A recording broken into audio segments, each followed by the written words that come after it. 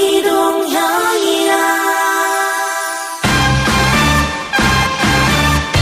이동형의 뉴스 정면 승부. 이동형의 뉴스 정면 승부.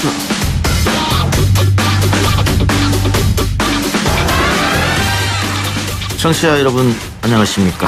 이동형의 뉴스 정면 승부. 오늘 준비한 내용부터 알려드리겠습니다. 14선언은 저희로서는 참 공이 많이 들어간 선언이었습니다. 많은 사람들이 꿈을 모으고 정성을 모아서 열정으로 만들어낸 그런 선언이죠. 그러나 지금 이 선언은 버림받은 선언입니다. 1년쯤 됐으면 잎이 좀 더 싱싱하게 피고 가지도 좀 무성하게 뻗고 그래서 내년엔 열매도 주렁주렁 좀 달렸으면 좋겠는데 이 나무가 참 말라 비틀어지고 있습니다. 14 남북 정상선언 1주년 기념 행사에서 노무현 전 대통령이 아쉬움했던 말이었습니다. 내일 모레가 11주년이라고 하네요. 말라 비틀어졌다던 이 선언이 9.19 평양 공동선언이 됐고요. 이번 기념행사는 150여 명 규모의 민간 방북단이 평양으로 간다고 합니다. 당시 통일부 장관이었던 그리고 모레 평양으로 떠나는 이재정 경기도 교육감 만나보겠습니다. 지금부터 제70주년 국군의 날 기념식을 거행하겠습니다. 우리 모두는 군인이었거나 군인이거나 군인의 가족입니다. 건군 70주년 진심으로 축하드리겠습니다. 마지막으로!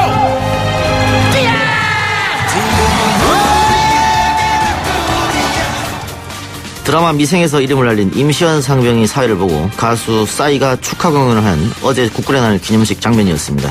이를 두고 보수 야당에서는 안보 의식 회의를 걱정했다고 하는데요. 더 보수에서 짚어보겠습니다. 업무 관련성이 입증이 되면 되는 것입니다. 마치 심 의원님께서 국회 보직하고 계실 적에 주말에 쓰신 것과 똑같은 겁니다. 그 기준으로 같이 봐주셔야 됩니다. 제가 주말에 썼던 것은 업주비가 아니라 특활비를 썼습니다. 그렇지 않습니다. 업주비도 쓰셨습니다. 을지훈련을 말씀드리겠습니다. 업주비도 쓰셨습니다. 의원님 해외 출장기에 쓰신 국내에 쓰신 유류비도 같은 기준으로 저희가 의원님이 하신 것에 대해서 의원님이 의정활동 하시면 쓰신 걸 저희 다 믿고 있습니다. 공개하세요. 공개하십시오. 공개 대상이 아닙니다. 마찬가지로 같은 잣대로. 국회에서 맞고발 상대인 두 사람이 격돌했습니다. 비공개 예산 정보 유출 논란의 중심에 서 있는 자유한국당 심재철 의원이 경제 분야 대정부 질문에 직접 질의자로 나서서 김동연 경제부총리와 정면 충돌을 한 건데요. 심 의원의 폭로전 팩트체크 해보겠습니다. 10월 2일 화요일 이동희 뉴스 정면 승부 시작합니다.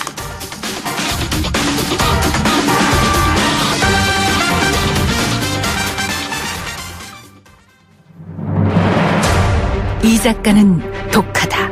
이 작가는 거칠다. 이 작가는 솔직하다. 이 작가는 눈치가 없다. 그는 할 말은 한다. 할 말은 한다. 정치 오타쿠 이 작가의 독설. 뉴스 정면 승부.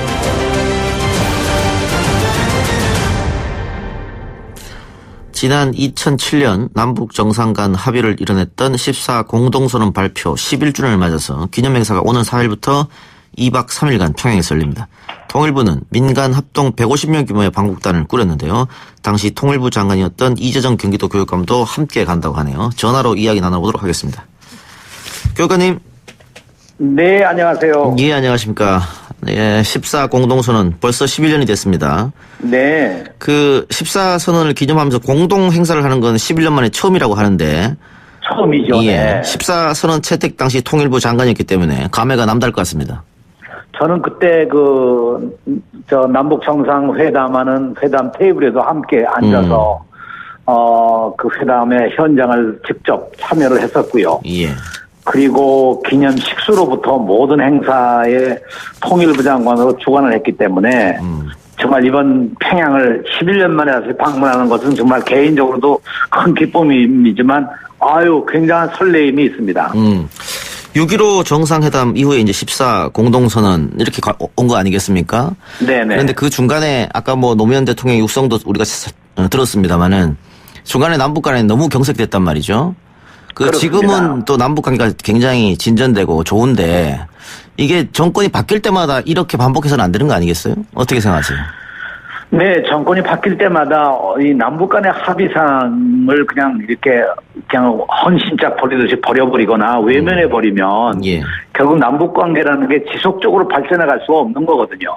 그 사실 지나간 정권의 10년간이 정말 너무나 안타까운 기간이었고요. 그야말로 노무현 대통령님의 아까 육성으로도 말이 들려왔는데 예. 정말 나무에 물을 주지 않아서 다 말라 죽어가는 그런 상황인 것을 비유로 얘기하신 것이 지금도 마음속에 아주 남아 있습니다. 예. 문재인 정부 들어서 3번의 정상 간의 만남이 있었고요. 그 연장선상에서 이번에 또 민간 합동 150명 규모의 방북단이 방북하는 것 같은데 이번 방북에서 교육감님 개인적으로 기대하는 게 있다면 어떤 게 있을까요? 저는 이 문재인 대통령 들어서서 김정은 국무위원장과의 정상회담에서 이제 판문점 선언이 만들어졌고요. 예. 평양 공동선언이 만들어지지 않았습니까? 근데 이 두 내용들을 살펴보면 대부분 다 그 기본적인 전신은 십자 정상선언 속에서부터 이어져 왔다고 생각하고요. 예. 중요한 것은 판문점 선언과 평양 공동선언의 내용을 하나하나 이행해 가고 있다는 거죠. 네. 하나하나 이행해 가고 있다는 것이 아주 굉장히 중요한 하나의 남북의 신뢰를 쌓는 그런 중요한 과정이라고 저는 그렇게 생각을 합니다. 혹시 이번 방북에 뭐 김정은 위원장을 만난다든가 이런 건 아직 없는 거죠? 아직 그런 건 모르겠습니다. 지금 저희 기대로는 한번 만날 수 있는 기회가 있으면 좋겠다는 생각인데요. 그러나 아직 그런 일정은 정해져 있지 않습니다. 워낙 김정은 위원장이 파격을 좋아해서 네. 또 갑작스럽게 일정이 잡힐 수도 있는 거 아니겠어요? 네, 그것도 저는 기대를 합니다만 저희가 대체로 이번에 가게 되면 4일날 오전 10시쯤 평양에 도착하게 되거든요. 예. 아마 그러면 간단한 환영식이 있지 않나 생각하고요. 예. 그리고 아마 평양 시내를 좀 둘러보는 기회가 있을 것이고, 그리고 아마 4일날 저녁에는 환영 만찬이 있다고 하는데 아직 누가 주최하는 건지 제가 지금 정확하게 모르겠습니다만 아무튼 환영 만찬이 있고 5일날 이제 11주년 기념 행사를 5일날 합니다. 예. 네, 5일날 하고 그날 뭐 여러 가지 문화 행사도 있다고 그러니까 기대를 하고 있고요. 6일날 이제 돌아오는 일정인데요. 예. 그 중요한 것은 이번 방문을 통해서 이 중요한 것은 어떻든 이 14 정상선언의 그 맥을 다시 한번 이어간다는 점에서 정부를 대표해서 조명균 장관이 가시고 예. 그리고 공동 행사로 우리 이 노무현재단 이사장인 이해찬 이사장이 참석을 하시고 이사들이 같이 참석을 해서 저는 굉장히 뜻있는 모임이 되리라고 그렇게 생각을 합니다. 예. 그 평양회담은 14선의 연장선이라고 볼 수도 있겠고 또 네. 교육감님은 14선이 이행되면 통일에 가까워질 것이다 이런 얘기도 했는데 그러면 당시 14선에 담긴 핵심 내용은 좀 간단히 줄여서 말하면 뭐가 있을 수 있을까요? 오늘날 우리가 얘기하는 것처럼 경제는 곧 평화다. 다시 말하면 경제 협력들을 통해서 평화의 하나의 기본을 쌓을 수 있는 것이다 하는 것이 14 정상선언의 기본 정신이었는데 이것이 지금도 계속해서 이행되고 있는 것이 아닌가 하는 게 하나고요. 예. 두 번째는 평화라고 하는 것을 만들기 위해서는 역시 갈등과 대결을 피할 수 있는 어떤 구조를 만들어야 된다고 해서 서해 평화협력 특별지대 같은 것을 안을 내서 그때 해상을 우리가 평화롭게 관리해 나가는 관리체계를 만들자. 이런 것이 이번 평양선언에서 아시는 바와 같이 완충지역을 만든다는 이런 여러 가지 의견이 나오고 예. 이것이 하나하나 그렇게 이어져 계승되는 것이 아닌가. 예. 근데 제일 중요한 것이 14 정상선언 때 김정일 위원장께서 강하게 얘기한 것 가운데 하나가 하여튼 종전선언과 한반도 평화체제의 얘기였거든요. 이거를 논의하기 위해서 관련국 정상들이 한반도에 모여서 회의를 하자. 그리고 이것을 우리 당시에 노무현 대통령께서 좀 추진을 해달라. 이런 얘기를 한 바가 있었는데, 이제 이것이 바야흐로, 북미회담, 한미회담, 남북회담을 통해서 지금 성사가 되나가고 있는 걸 보면, 역시 저는 이 14 정상선언의 내용이 그 세 가지로 중요한 면을 담고 있다 이렇게 평가를 합니다. 예. 방금 말씀하신 것처럼 뭐 서해 특별지대 이것도 네. 당시에 나왔었고 이번에도 뭐 서해 평화지대 비슷한 얘기 같은데요. 네. 근데 당시에도 뭐 NLL 포기 논란이 있으면서 대화록이 유출되고 이렇게 하면서 14 공동선언이 많이 어떻게 보면 상처를 입었다 이렇게 볼 수 있겠는데 이렇다 그러고 하면 정권의 의지만 가지고 평화가 유지될 것이냐 결국은 야당의 좀 도움, 협조 이렇게 필요하지 않은가 싶은데 잘 될까요 그게? 저는 이 문제는 과거의 그 NLL 문제는 아무튼 정치적으로 너무 왜곡해서 예. 네, 선거 과정에서 일어났던 일이었고요. 실제로 저희가 NLL 문제는 우리 대통령이나 당시에 김정일 위원장이나 그거 뭐 한 채도 움직일 수가 없는 거 아니냐 이런 거엔 뭐 공감을 하고 있었던 것이고요. 예. 그래서 그거를 그냥 존재하는 걸 그대로 두고 인정하고 그 위에다가 평화지대를 만들자는 그런 의견이었기 때문에 그건 뭐 충분히 그럴 수 있다고 생각합니다.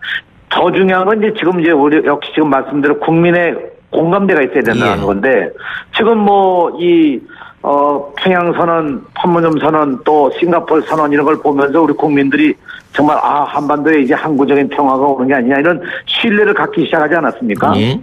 여기에 미국 트럼프 대통령이 뭐 적극적으로 한반도 평화와 종전선언이라는 문제를 가지고 핵 문제 해결까지 다 하고자 하는 이 의지가 강하게 나타나 있고 이것이 하나하나 합의되어 나가고 있는 과정이기 때문에 저는 낙관적으로 봅니다. 예. 예, 낙관적으로 보신다 하셨는데, 조금 있으면 2차 북미 정상회담도 열릴 것처럼 보이고요. 네네. 또 김정은 위원장이 서울 닭방을 약속했으니까 그것도 올해 안에 이루어지지 않겠습니까? 근데 그렇게 기대합니다. 예, 네. 많은 분들이 가장 좋은 시나리오로 서울에서, 남북미 3자 정상회담 함께 하면서 종전선언하면 어떨까? 이런 이야기도 많이 하던데, 교육감님 어떻게 대북 전문가이시니까 그 시나리오는 어떻게 가능성이 좀 있어 보입니까? 저는 뭐 그런 시나리오는 예를 들면 뭐 이번 유엔 총회 기간 동안에도 그럴 수 있지 않겠냐 이런 말한 적도 있었고요. 예. 싱가포르 회의 끝난 다음에 북미 회담이 열리게 되면 그 이후에 이어서 될 수 있지 않겠냐는 희망적인 내용이 있었는데 예. 저는 서울 답방으로서의 그 김정일 위원장이 하지 못했던 남북 정상회담을 서울에서 한다. 이런 점에 초점을 맞추는 것이 더 중요하지 않을까 이렇게 생각을 합니다. 예, 알겠습니다. 네. 경기도 교육청 차원에서 혹시 남북 학생들 간의 그 민간 교류 이것도 혹시 생각하고 계십니까? 저는 어떤 평화와 통일이라는 것이 한반도에 있어서 우리 학생들 예. 통일 세대들의 꿈이 돼야 된다고 생각해요. 네.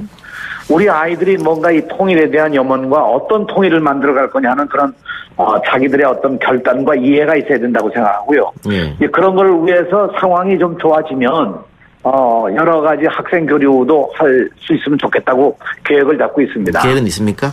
네네. 그런데 말이죠. 요즘 네. 젊은 층들에게 뭐 고등학생일 수도 있고 대학생일 수도 있습니다만 통일에 대해서 여론조사를 하면 호의적이지 않습니다. 그러니까는 우리 세대가 결국은 통일 비용을 다 짊어져야 하는데 그거 너무 가혹한 거 아니냐. 그래서 지금처럼 가는 게 좋다. 이렇게 이야기하는 학생들이 많거든요. 그게 아마 과장된 어떤 언론이나 혹은 가짜 뉴스 같은 걸 통해 가지고 잘못된 것이 전파된 게 아닌가 이런 생각이 들어가는데요. 예. 왜냐하면 예를 들어서 우리가 통일이 되면 안보 비용이 훨씬 절감되지 않겠어요. 예. 사실 통일을 유지하는 비용보다 안보 비용이 더 많이 들어가는 거죠. 이제 그래서 사실 저는 우리 학생들이 통일에 대한 것을 좀 더 올바로 이해해서 이 통일이 가령 뭐 남북만이 아니라 이 동북아 전체가 소통할 수 있는 경제 공동체가 될 수 있고 유라시아 철도를 통해서 유럽까지 발전해 갈 수 있는 길이 있다고 생각한다면 뭐 우리 아이들이 얼마나 희망을 가지겠습니까? 네. 그러니까는 그 통일이 우리에게 경제적으로도 상당한 좋은 효과를 줄 수 있다. 이것을 좀 이야기를 해야 될 것 같은데 그런 이야기가 잘 안 들리는 것 같아서 제가 한번 여쭤봤고요. 네, 아직은 그것이 확신을 못 주고 있는 거죠. 네. 예. 교육계 현안도 좀 여쭤보겠습니다. 네네. 오늘 문재인 대통령이 유은혜 교육부 장관을 임명했는데 네네. 일단 야당에서는 상당히 반발하고 있는 실정이거든요. 네. 이 협치를 안 하겠다는 선언 아니냐? 어떻게 생각하세요? 네. 뭐 이제까지 장관 임명할 때 이 보고서가 제대로 채택된 것이 별로 많지 않았어요. 네. 예. 그런 의미에서 저는 교육에 대한 게 어떤 정파적 논리에서가 아니고 정말 우리 아이들의 교육의 미래를 위해서 좀 이런 문제는 좀 넓게 공감대를 만들고 같이 나갔으면 좋겠다는 생각이고요. 저는 앞으로 유은혜 부총리를 통해서 우리 한국 교육이 좀 더 새로운 방향에서 조금 더 건전하게 발전할 수 있는 기회가 될 것이라고 그렇게 확신을 합니다. 예. 김상곤 교육부총리가 어쨌든 비판을 좀 많이 받았습니다. 뭐 오락가락한 네. 입시 정책 이런 걸로 인해서. 근데 교육 정책은 좀 하나의 길로 또 꾸준하게 갈 수 있어야 되는데 그 유은혜 장관이 그 산적한 교육 현안 이것들을 뚝심을 가지고 밀어붙일 수 있을까요? 어떻게 보세요? 저는 교육은 밀어붙인다기보다도 예. 아무튼 공감대를 만들어가는 게 굉장히 중요하다고 생각하고요. 예. 왜냐하면 어떤 개혁을 하든 교육에 관한 한 이해관계가 다 다를 수밖에 없어요. 그러니까 여러 의견이 있을 수 있어서 한편으로 보면 교육에 답이 없기도 하고 예. 한편으로 보면 교육에 답이 많기도 합니다. 그러니까 어떤 답을 택하느냐 하는 과정이 문제이기 때문에 이 과정을 아마 유은혜 부총리가 잘 관리해 나가신다면 교육개혁이라든가 교육에 대한 어떤 희망을 만들어내는 일도 가능하리라고 생각합니다. 예. 조 의원 그 서울교육감은 이번에 학생 인권제를 통해서 완전한 두발 네. 자유화를 이야기했습니다. 경기도는 어떻습니까? 저희도 이 인권 조례에 그런 내용이 있는데요. 예. 저는 이런 문제들을 저는 학교에서 학생들과 학교마다 다를 수 있지 않습니까? 예. 지역마다 다를 수 있고요. 그러니까 학교마다 학생들이 중심이 돼서 좀 이런 문제들을 어떻게 했으면 좋겠냐는 걸 서로 공감대를 만들어갈 수 있으면 좋겠다고 생각합니다. 학교 재량에 좀 맡기는 편입니까 그러면? 네네. 저는 그렇게 했으면 좋겠다고 생각을 합니다. 네. 알겠습니다. 언제 출발하시죠? 4일날 아침에 아마 9시쯤 출발하는 것 같습니다. 예, 잘 갔다 오시고 소개 네네. 성과 거두어서 돌아오시기 바랍니다. 네, 감사합니다. 예, 고맙습니다. 지금까지 이재정 경기도 교육감이었습니다. 1부 순서 마치고요. 2부 최강병기로 돌아오겠습니다.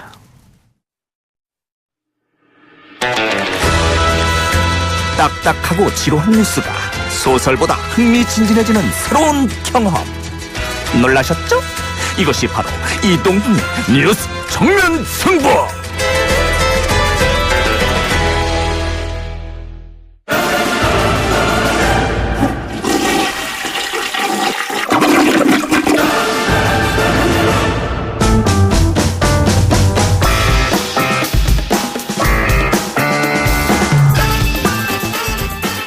이동의 뉴스 정면 승부 2부 최강병기 시작하겠습니다. 오늘은 김남국 변호사, 경향신문 임지선 기자 나왔습니다. 어서 오세요. 안녕하세요. 예, 안녕하세요. 어제 우리 방송에 호사카 유지 교수님이 나왔는데 우길기 금지법을 만들어야 한다 국회에서 이런 얘기를 했습니다. 그런데 오늘 더불어민주당 이석현 의원이 우길기 금지법을 발의했다고요? 어떤 내용이죠? 예, 더불어민주당 이석현 의원이 오늘 국내에서 우길기 등 일본 제국주의의 상징물을 사용하면 이를 처벌하는 형법과 영해 및 접속수여법 그리고 항공안전법 개정안을 발의했습니다. 우선 가장 기본인 형법 개정안을 보면요, 이 우길기나 또는 제국주의를 상징하는 옷, 깃발, 마스코트 이런 소품을 제작 유포하거나 이 공중이 밀집한 장소에서 사용하면 2년 이하의 징역 또는 금고 그리고 300만 원 이하의 벌금에 처한다는 내용입니다.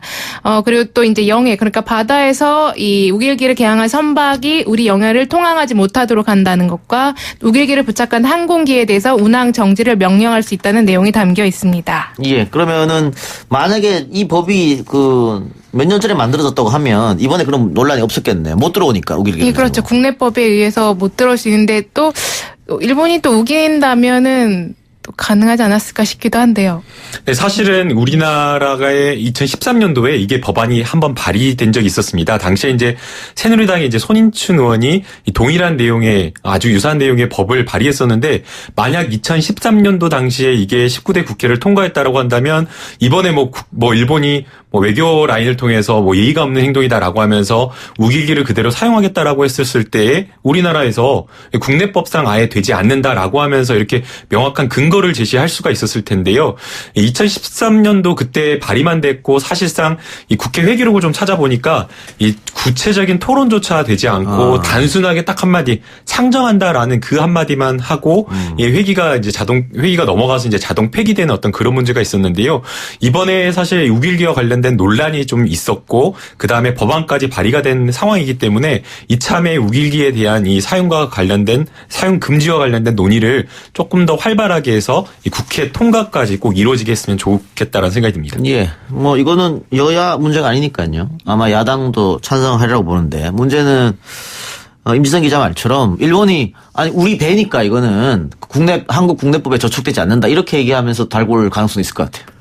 뭐 외교 논란을 그렇게 자초한다라고 한다면 우리가 뭐 일본과 충돌한다라고 하더라도 각오하더라도 받아들일 수 없는 것은 안 된다라고 거절을 하는 게 맞다라고 보고요.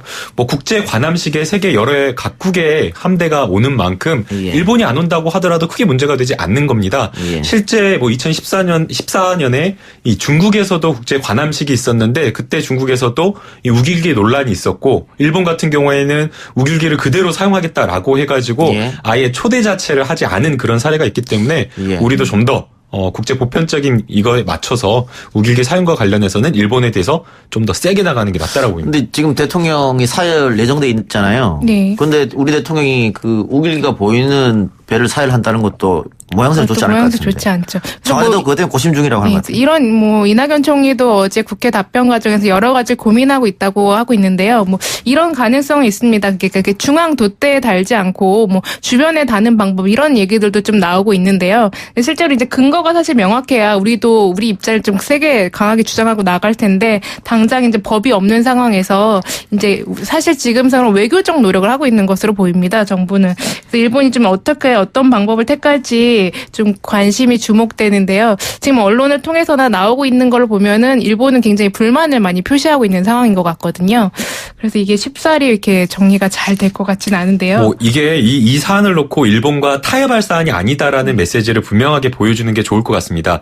뭐 독일과 같은 경우에는 하켄크로이츠 이 깃발 같은 경우에는 사실상 이 나치를 상징하는 기였는데 이 당시 열강 그 독일을 둘러싼 여러 열강들이 다 이 전범기이기 때문에 절대 사용을 금지한다고 해가지고 독일이 사실은 이 금지하는 법안을 통과시킨 경우가 있기 때문에 이번에도 역시 마찬가지로 일본을 둘러싼 세계가 동아시아뿐만 아니라 이 세계가 전범기에 해당하는 우길기를 결코 받아들일 수 없다라는 것을 그리고 이것은 뭐 국제법상 뭐 협상의 대상이거나 논의의 대상이 아니라는 것을 좀 분명히 보여줄 필요가 있다라고 보입니다. 어쨌든 이번 법이 통과되는지 일단 봐야겠네요. 이번 사태를 두고 한 네티즌 댓글이 기억나는데요. 이렇게 일본이 우길기를 들고 들어오는 거는 독일의 나치 깃발을 든 독일 전차가 프랑스로 들어가는 것과 똑같은 거라는 얘기가 있는데요. 이제 우리도 그거에 대한 의지를 다시 한번 강하게 표명할 필요가 있는 것 같습니다. 알겠습니다. 다른 얘기 봅시다. 지난달 말 수원의 한 상가 건물에서 폭행 사건이 일어났는데 10대 남자아이들이 79세 경비원을 마구 집단으로 폭행했다고 해요? 어떤 일입니까?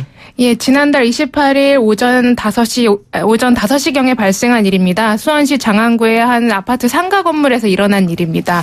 이 19세 학생이라고 해야 될지 참 애매한데요. 19세 남성들이 이 상가에 들어오면서 소란을 피우자 이 19세인 경비원이 이를 제지를 합니다. 근데 제지를 하면서 약간 또 아이들이 또 받아들이지 않자 약간 빗자루를 좀 휘두르는 장면이 CCTV상에선 보입니다. 근데 그 순간 이 10대 남성들이 경비원으로부터 빗자루를 빼앗고 이 경비원을 강하게 폭행을 하고 했습니다. 뭐 실제로 뭐 눈을 파버리겠다 이런 말까지 했고 눈을 찔른 상황이 났습니다.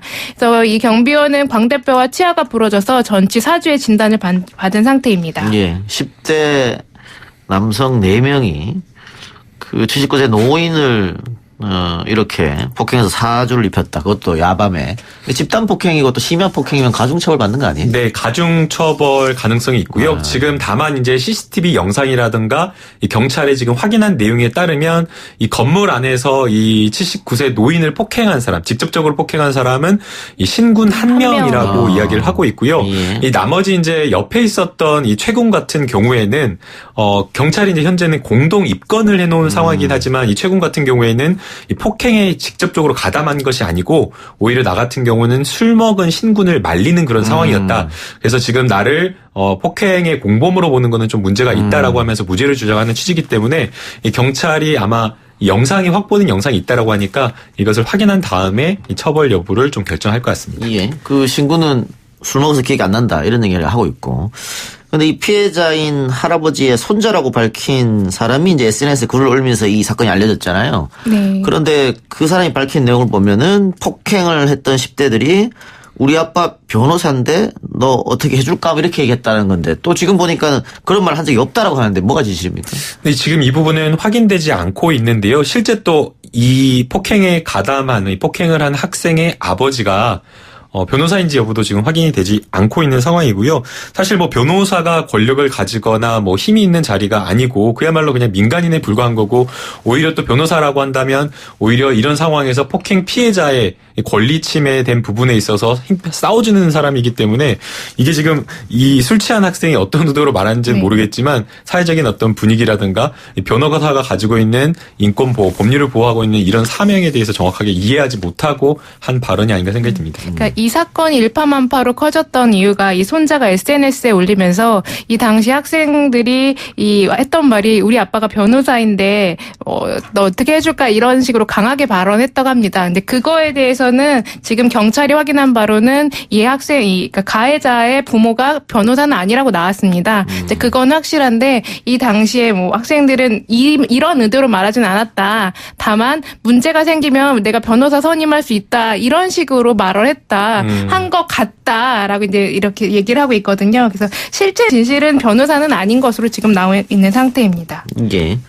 지금 피해자의 가족들은 그 폭행을 했다고 알려진 신군 같은 경우에는 술을 마셨다고 하고 또 미성년자도 포함되어 있기 때문에 처벌이 약할 것이다 이렇게 주장하고 있는데 어떻게 되는 거죠? 미성년자가 한 명이 포함되어 있는데 아마 이게 20대 청년들인 것 같습니다. 근데 이제 99년생입니다. 빠른 년생이 한 명 포함되어 있어가지고 생일이 지나지 않아서 이 미성년자인 것으로 보이고요. 만약 그렇다라고 한다면 이 소년법이 적용이 될 가능성이 높아 보입니다. 근데 지금 이 상황에 대해서 이제 당시에 있었던 친구들이 4명이어서 그 중에 이제 한 명이 이제 좀 상황을 좀 전하고 있는데요. 뭐 술을 마시고 친구들끼리 좀 장난을 치면서 이 한 명을 좀 따돌리는 그런 생각으로 이 건물 곳곳에 건물 안과 건물 주변에 이렇게 좀 숨었다라고 합니다. 그랬는데 이제 술에 취한 학생이 친구들을 찾아 나서는 과정에서 이제 경비원과 이 시비가 붙었다라고 이렇게 이야기를 하고 있고요. 지금 뭐 술을 취해서 이제 경비원을 직접 폭행한 친구도 진심으로 좀 사과를 하고 있다라고 하고 있고 이 당시에 이제 함께 자리했던 친구들도 뭐 할아버지와 나도 가족과 함께 살았는데 정말 이런 일이 벌어져서 정말 죄송하고 답답하고 참담하다라고 하면서 사과의 말을 하고 있습니다. 예. 역시 술이 문제네요. 네. 그 피해자와 합의를 하는 게 가장 중요하지 않을까요? 뭐 모든 범죄에 있어서 피해자가 있는 범죄의 양형에서 가장 중요하게 고려되는 것은 피해자와 원만한 합의가 되었는지 여부고요. 특히나 지금 여기는 뭐 크게 지금 다친 걸로 보이거든요. 전치 4주 정도 나왔다라고 하는데 다친 부위 자체가 광대뼈, 눈 아주 바로 가까운 곳까지 심하게 다쳤기 때문에 이런 부분에 대한 치료비라든가 이런 것들이 충분하게 보상이 이루어져야 될 것 같습니다. 예, 알겠습니다. 다음 이야기 해봅시다. 몸에 독소를 빼주면서 다이어트 효과까지 있다고 하는 클렌즈 주스 광고들 많이 보셨을 텐데요. 식약처가 일반 주스와 차이가 없다, 효과도 없다 이렇게 밝혔다고요? 예, 오늘 식약처가 발표한 내용입니다.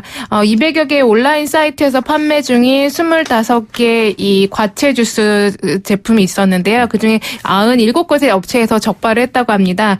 대부분 다이어트에 도움이 된다, 독소 제거에 효과가 있다, 뭐 해독 효과가 있다 이렇게 광고했었는데 이거에 대해서 실제로 그런 효과가 없다고 밝혀진 겁니다. 가장 많이 과대 광고된 부분은 해독 효과가 있다라고 한 부분이 전체 적발된 게 64%였고요. 다이어트나 건강 기능식품으로 오인할 수 있는 광고 내용이 20% 정도, 그리고 항암 같은 질병 예방 효과까지 있다라고 주장한 광고도 16%나 됐습니다. 쉽게 얘기해서 해독 주스라고 하는 거죠, 이거? 예, 그렇죠. 예, TV에도 많이 나오고 하는 거. 우리 김남국 변호사 다이어트에 굉장히 관심이 있잖아요. 네, 지금도 하고 있습니다. 예, 오랫동안 10여 년 동안 계속 다이어트 하고 있잖아요. 네. 예. 저 그래서 사실은 이 기사를 보고 매우 화가 났습니다. 아하. 저도 이제 인터넷으로 대량으로 한 박스를 구매를 했었거든요. 그래요? 근데 이제 이렇게 많이 구매를 했고 그다음에 가격이 다들 아시다시피 굉장히 비싸죠. 일반 주스보다 훨씬 비쌉니다. 그런데도 불구하고 산 것은 이 다이어트 효과, 뭐 항암이라든지 이런 거는 기대하지도 않고 오직 정말 다이어트 효과 있다라고 해서 건강에 또 도움이 된다라고 해서 비싼 돈을 주고 산 건데 이게 효과가 없고 아예 과장 광고가 아니라 허위 광고였다라고 하니까 사실상 분노할 수밖에 없고요. 이런 어떤 식품이 지금 이번에 밝힌 곳이 판매 대상처가 온라인 사이트 뭐 218개 중에서 25개 제품, 그리고 판매처만 97곳을 이렇게 적발했다라고 하는데 왜 식약처에서 이제서야 이렇게 적발을 했는지 좀 안타깝다는 생각이 듭니다. 저도 이런 해독 주스 저는 꽤 오래전에 먹어봤는데 한 2년 전은 더 된 것 같은데요. 그때 저 한 3일 동안 이것만 먹고 해봤다가 그 순간적인 효과는 있습니다. 사실 3일 동안 아무것도 안 먹고 해독 주스만 먹으면 당연히 살이 빠지지 않겠습니까? 그러다 금방 돌아오더라고요. 요요 현상으로. 결국 근데 이런 게 효과가 없다라는 게 지금 이제서야 밝혀진 거죠. 근데 SNS에 보면 비포, 애프터 사진 이렇게 놓고 다이어트에 대한 기대를 갖게 하는 경우가 많잖아요. 그렇죠. 근데 다이어트의 그 가장 효과적인 것은 뭘까요? 우리 김남국 변호사 워낙 오랫동안 다이어트를 해서 이것도 먹어보고 저런 것도 먹어보고만 많이 했을 텐데. 전문가입니다. 예. 어떤 게 제일 효과가 있는 것 같아요? 식단 조절이 다이어트의 식단 조절이 80% 정도 된다고 보시면 되고요. 그러니까 본인이 하루에 먹는 섭취량을 식사량을 줄이는 게 중요하고 근데 이게 만약에 정말 단식을 해가지고 극단적으로 또 줄여버리면 이 몸에서 이게 너무 이게 영향이 안 들어오냐라고 하면서 기초대사량을 줄일 수 있기 때문에 본인이 뭐 한 2,000칼로리를 소모한다 기초대사량 2,000칼로리 정도다라고 하면 하루에 한 700kc에서 800kcal 정도만 섭취를 하고 나머지는 1시간에서 2시간 정도 공복에 꾸준하게 운동을 하는 게 좋습니다. 그리고 이제 다이어트 하실 때 많은 분들이 이제 유산소 운동에 크게 도움이 된다라고 생각하시는 분들이 있는데 유산소 운동도 도움이 되지만 더 칼로리 소모가 많은 것은 근력 운동, 무산소 운동 이런 것들이기 때문에 단시간에 좀 효과적으로 다이어트하고 싶으신 분들은 좀 뭐 센 아주 몸을 아주 힘세게 움직이는 그런 운동을 하는 게 더 다이어트에 효과적입니다. 결국은 적게 먹고 운동하는 그 방법이네요. 그렇죠. 근데 변호사 안 같으시고 건강관리사 같으십니다. 감사합니다. 네. 워낙 다이어트에 신경을 쓰는 분이어서. 그런데 클렌즈 주스가 뭐 올해 처음 나온 것도 아니고 나온 지 꽤 됐잖아요. 예, 그렇죠. 근데 왜 식약처는 이제서야 이런 조사 결과를 발표했을까요? 최근 들어서 이 유명 연예인들이 같이 광고를 하는 경우가 많이 있었습니다. 우리나라뿐만 아니라 뭐 해외 뭐 미란다 커라든지 기네스 펠트로 등의 다이어트 대표 스타들도 많이 있었고요. 또 국내에 유명한 뭐 아나운서 출신 방송인들도 많이 해서 홈쇼핑을 통해서 굉장히 이게 거의 매진될 정도로 구하지 못할 정도로 인기를 끌면서 뒤늦게 좀 조사에 착수한 거 아닌가 싶습니다. 예.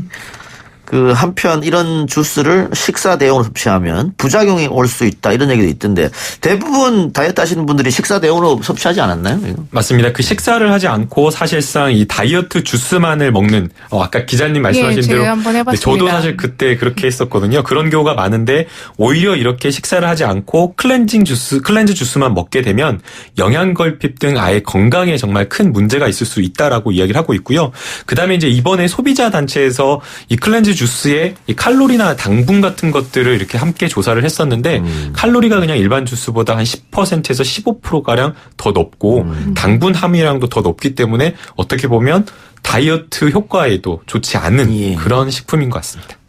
저희와 동시간대 진행하는 MBC 박지훈 진행자 있지 않습니까? 네네. 그 사람이 깔라만시 원액을 늘 먹습니다. 살 뺀다고.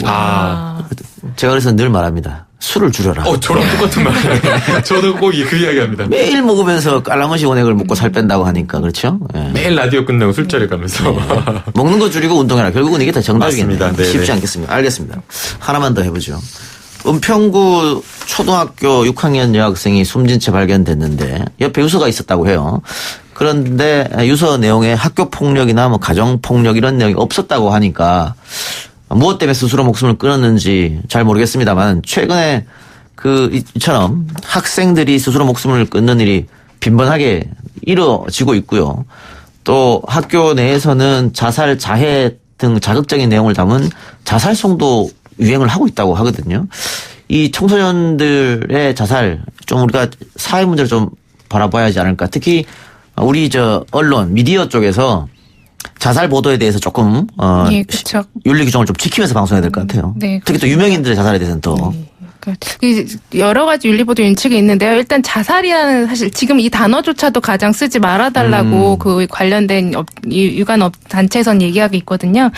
지난 5년간 그 불안한 우울증 성적 비관 이유로 자살한 초중고생의 그 데이터를 보면요. 5년 동안 556명에 달합니다. 그러니까 한 해 평균 거의 100명 정도 넘는 거죠. 그리고 한 달에 한 9명 정도 이렇게 스스로 목숨을 끊는 경우가 있는데요. 그러니까 이런 걸 좀 대비해서 그러지 않게 하기 위해서 좀 학교나 뭐 그런 교육기관들이 우리가 촘촘하게 좀 상담 시스템을 좀 거칠의식이 아니라 실제로 학생들이 찾아와서 이야기를 할 수 있는 그런 시스템을 좀 더 갖춰야 되지 않을까 싶습니다. 그 한 해 평균 100명 그 초등학생만 아니요, 초중고 다. 그 한 해 평균 100명 정도가 또 군대에서 사망하거든요. 그거하고 숫자가 지금 비슷하기 때문에 상당히 많은 숫자가 스스로 목숨을 끊는다. 이렇게 보면 되겠네요. 네. 사실은 그 학생들이 여러 가지 고민을 가지고 있고 그런 고민을 하고 있을 때 누군가 한 사람이라도 도움을 줄 수 있었다라고 한다면 사실 이렇게까지 극단적인 선택을 하지 않았을 텐데라는 그런 안타까움이 있고요. 뭐 학교에서 학교 폭력을 해결하겠다 그리고 학생들이 가지고 있는 이 문제들을 실질적인 좀 도움을 주겠다라고 하면서 여러 상담 프로그램들이 있고 사실 저희가 학교 다녔을 때보다 훨씬 더 많은 그런 여건은 좋아졌지만 그럼에도 불구하고 이렇게 자살과 관련된 사건 사고가 많이 보도가 되고 있다라고 하는 것은 그런 여러 가지 대책이나 이런 것들이 전혀 이제 실효성을 거두지 못하고 있는 것이기 때문에 조금 더 학생들에게 가깝게 다가가서 실질적으로 학생들을 진짜 진심으로 좀 도울 수 있는 그런 어떤 교육 정책이 필요한 상황인 것 같습니다. 예. 아까 임 기자가 얘기했던 그 통계 자료 보면 고등학생이 역시 가장 많네요. 70%가 그렇죠. 고등학생이고 중학생이 한 25%, 초등학생이 4% 정도 이렇게 되는데 고등학생들이 스스로 목숨을 끊는 가장 이유는 아무래도 또 경쟁에 내몰리고 성적을 비관하고 학업 성적이 가장 클 그렇죠. 텐데요. 그게 가장 클 때고 요즘에 또 이제 급증하는 것이 학교 폭력. 근데 이 성적 비관은 우리 사회 전체가 좀 바꿔야 되나 하니까 경쟁 교육을 쉽지 않을 것 같고요. 또 시간이 오래 걸릴 것 같고. 다만 학교 폭력은 예방할 수 있지 않을까요? 이 교사, 또 국가, 학부모, 또 가정 뭐 이렇게 해서 논의를 좀 하면 학교 폭력을 상당히 줄일 수가 있지 않을까 싶은데 어떻게 보십니까? 지금 저는 그 서울 가정법원에서 국선보조인을 좀 여러 차례 했었는데요. 한 3년 정도 했었는데 현재 학교 폭력을 다루는 학교의 시스템에 좀 문제가 있다고 생각이 됩니다. 과거 같은 경우에는 학교 폭력이 발생을 하면 선생님들이 좀 직접 개입을 해서 이 문제를 좀 해결하려는 노력을 좀 보였었는데 그런데 지금의 좀 학교의 모습은 학폭위만 열어가지고 그러니까 담임선생님조차도 이 문제에 직접적으로 개입을 하지 않고 학폭위의 모든 이 결정이라든가 학생들에 대한 어떤 교육을 다 넘겨버립니다. 그러면 학폭위에서는 학생들에 대한 진정한 교육을 하는 것이 아니라 마치 정말 뭐 법원에서 재판하듯이 상대방 피해자 의견, 가해자 의견 조사하고 그 의견 받고 학폭에도 변호사가 들어가거든요. 그래서 의견서 제출해서 마치 법정에서 공방을 하듯이 이렇게 되는데 학생들에게 필요한 것은 이 교육이지 이런 어떤 처벌이라든가 재판장에서 판단하는 그런 것이 아니기 때문에 조금 더 학생들 입장에서 교육을 하는 아직 정신적으로 좀 덜 성숙한 그런 학생들이라는 것을 좀 고려해서 학교 내에서 발생하는 그리고 학교 외에서 발생하는 여러 폭력들에 대해서 교육자로서 선생님으로서 이 문제를 해결하는 모습을 좀 가져줬으면 하는 생각입니다. 그러니까 이 초등학생도 지금까지 드러난 증거나 이런 단서가 전혀 없지만 분명히 과거로 되돌아보면 관련된 선생님이나 부모님 보면 어쩌면 그 신호가 있었을 거라고 생각해요. 그러니까 그런 신호에 대해서 우리가 좀 더 민감하게 대처할 수 있도록 그런 시스템을 갖추고 그래서 인식 개선도 많이 필요하지 않을까 싶습니다. 오늘 두 말씀 여기까지 듣겠습니다. 고맙습니다. 감사합니다. 감사합니다. 3부에서 뵙겠습니다.